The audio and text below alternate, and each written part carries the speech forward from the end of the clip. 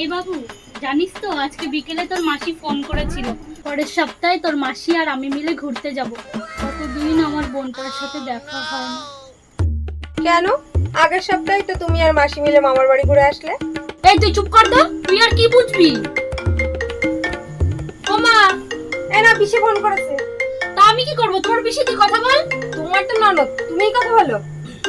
বেশি বুঝবি কম, তুই কথা বল। হ্যাঁ পিসি বলো। লালা, তোর মা কই রে? পিসি মা বলছে মা নাই।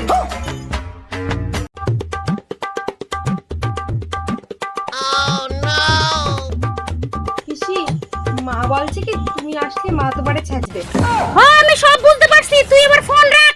আমি আইয়া এবার ভুটকিটারে শেষুম। কি করে? শয়তান মেয়ে একটা, ইশারায় কি বললাম বুঝলো না। আমার কপালে এবার চনি আছে রে।